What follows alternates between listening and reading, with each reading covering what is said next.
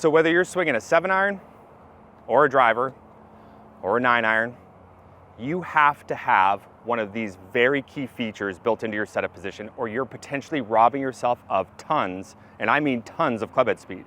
I know a lot of you at home really, when you play this game, want to just hit the golf ball a whole lot further than you currently are, and you just want to be consistent. But on top of that, a lot of you have actually started to buy into the idea of how important it is to actually protect your body over the long haul. Today, we're going to unlock your body in its full potential by getting you a very important piece of the setup perfect. That's right. Now, when you watch the best men and women in the world, the next time you flip on the TV and you're ready to watch them go head to head, I want you to pay very close attention to their setup position from a face-on perspective when they're in a stock shot format. When you hear me use the word stock shot, that means they're just making a full swing, trying to hit the golf ball right down Broadway. Now, when you look at them very closely, what you're going to notice is that every single player is going to have some tilt to their spine that's in the direction away from the target. Now, the reason why this is extraordinarily important is actually threefold, and we're going to talk about those three very important reasons today. And I know a lot of you at home are like, big deal, this isn't that insane for me to be able to get into my golf swing. But I want you to have a very strong intellectual understanding of what this actually does in the swing shape and how it can actually keep you moving properly in the swing shape, but also keep you safe over the long haul. The number one reason why you're going to see us set up with that sort of tilt to our spine with every single club in our bag is because we know that we want to be consistent, and we know that we have to have our foot line, our hip line, and our shoulder line parallel with one another at your address position. Now, you're playing a sport where your trail hand is lower on the golf club. And because my trail hand is lower on the golf club, inherently, my trail shoulder should be a little bit lower than my lead shoulder.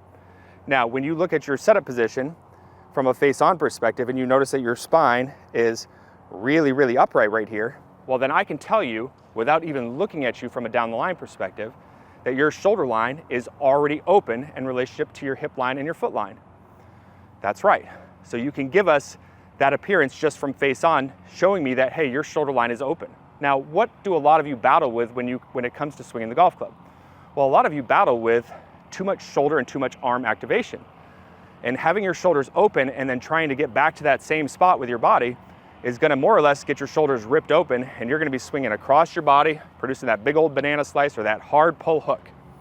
Now, on top of that, it leads to number two. Number two, the real reason why we set up with tilt is because it also puts the trail side of the body in a much more passive position.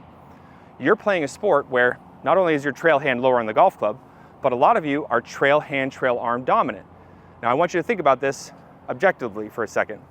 If I get into that position that a lot of you are prone to being in, okay, we look at it from a down the line perspective, we're going to notice that my shoulders are open and my trail forearm is way up on top of my lead forearm. Okay, now if you and I were to get into a fight, what position would I want to be in? Well, I would want to be on top of you, right? That's a very dominant position. So on top of your shoulders being more open, and now your trail hand and arm more on top of the golf club, now you've got a double whammy on your hands. So what we're going to be doing here is we're going to be working to put the trail side of the body in a more passive position. Now, the third and the most important component to having axis tilt or your primary tilt at address is because of when you go through the loading processes, you need to keep the pressure off of your spine. That's right. Now pay attention to this really closely. We know that in the golf swing, there is three major forces that are taking place. We have horizontal force, we have rotational force, or torque, and then we have vertical force. Now, if you set up in a more neutral position with your spine, or more upright, and you start shifting your pelvis towards your trail side, okay, to start the loading processes, what's your spine going to start to do? It's going to start to lean back in the other direction. And by the time you get to the top of the golf swing, your spine is going to be in reverse pivot territory, and that is dangerous, dangerous, dangerous on your lower vertebrae. And I don't want to teach anybody a golf swing that's going to hurt you and put you on the sidelines. So when you set up with enough tilt at your address position and you start the shift to your trail side, yes, you might lose some of that tilt, but as you turn up to the top of the golf swing, you're now going to be able to maintain enough tilt to where you're going to keep the pressure off of the back. Those are the three main reasons why we set up with tilt. It's very important that you get that embedded into your golf swing. Now, I know a lot of you at home are like, okay, Chris, how are we going to get this done? Well, watch. I'm going to walk you through a step-by-step process on how to make this perfect and take a lot of the guesswork out of here now. Okay, so as I said in the opener, we're gonna start working on getting you over the golf ball and get you ready for success. The last thing in the world I want you to do is stand there trying to find the sweet spot with this stuff for many seconds on end. In fact, that's gonna drive you crazy and your playing partners crazy. So what I want you to do is, as I start walking you through this process, is I want you to spend a fair amount of time in the comforts of your living room or wherever you like to practice going through this process, getting comfortable with the fact that this is going to be your new setup position that you're gonna be starting from. Now, we're gonna start out with a 7-iron here, and I want you to understand that there are gonna be 3 components that we're gonna look for to know that we are ready to start pulling the trigger. And those 3 components are gonna be, number 1, is your setup in a position where you're lined up in the right direction? Are you lined up correctly?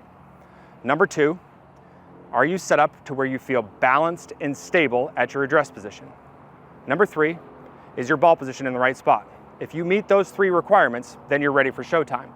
Now, how we're gonna do this is we're gonna follow this exact procedure, because a lot of you at home kind of question the idea if your ball position's in the right spot, or you question if your weight distribution's in the right spot, and we're gonna simplify that whole process.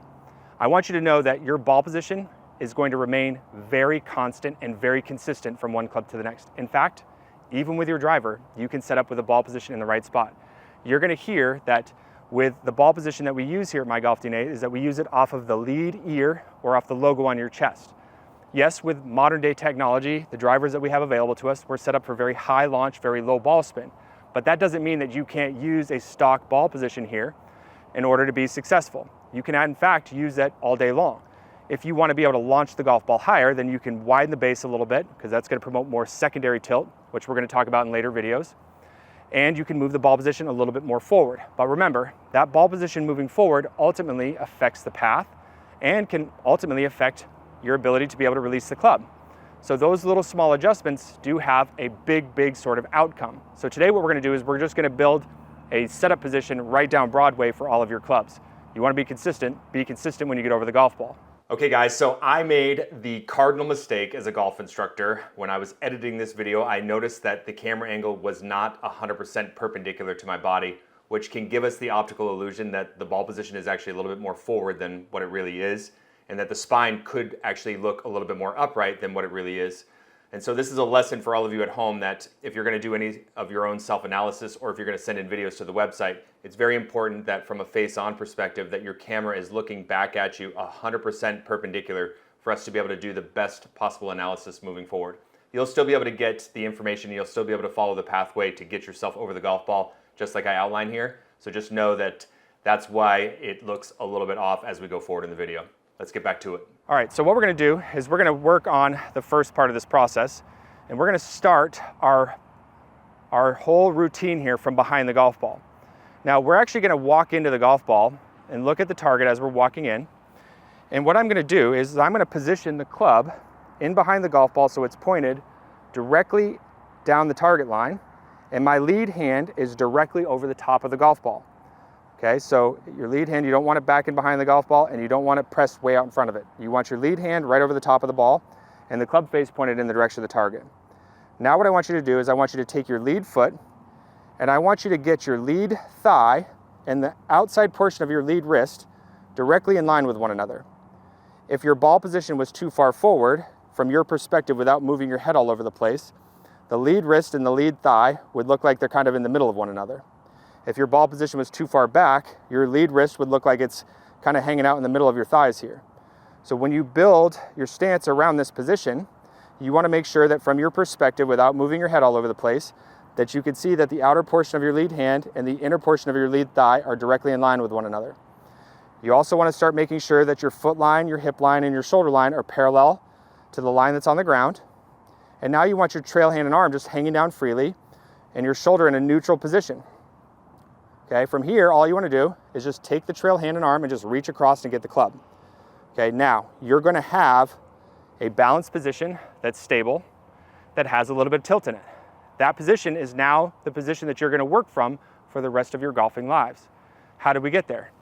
Well, we put the club in behind the ball. We made sure that our hand was over the top of the ball. We started building our stance around the club face, getting, from our perspective, the lead wrist and the lead thigh in line with one another. Then we made sure that our lines were parallel, and then we brought the trail hand into the golf club without having our shoulders turn or without our trail hand getting on top of the club. We reach straight across, we put the hand on the club, and now we're ready to start the loading processes of the golf swing. So let's watch one more time. One thing I failed to mention in that first go round was when you step into this golf ball, okay, you get the club directly down the target line, hand over the top of the golf ball, feel about 60% of your weight on your lead foot at first, okay? So just a little increase of pressure on your lead side, okay? Hand over the top of the golf ball, directly in line with my lead thigh, okay? Parallel lines, arm hanging down freely, trail hand on. Now, the reason why I said 60% for a lot of you at home is because when the trail hand comes on the club, your tilt is gonna start balancing you back out. You're gonna feel 50-50 now because your upper body bears mass. That's again, a little kind of hack for a lot of you at home that battle with weight distribution issues. So let's go through it one more time. We're gonna walk in.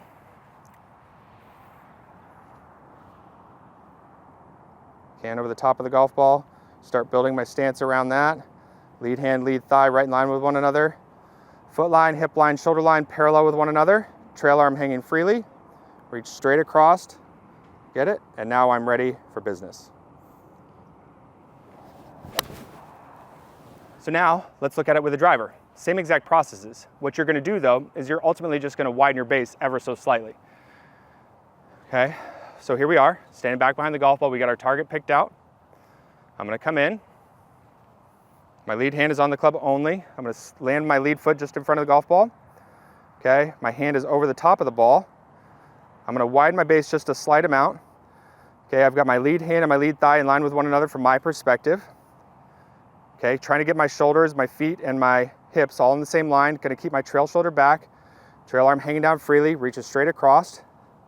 And now I'm set up with a good balanced position, with good lines, and enough tilt to where I can start going through my loading process and I can let it eat without having to worry about reverse pivoting or coming down very trail side dominant. All right guys, so there you have it. You now understand the importance of having axis tilt in your setup position. Make sure that you go through this process step by step. Get comfortable with it. Put in some reps, take it out to the drive range of the golf course, and now you know that you're set up in a way that you can move properly in the swing shape and not put your body in harm's way and not have to continue to fight with your own golf swing. Hopefully you guys enjoyed today's video. Let's get out there, let's make it a great day.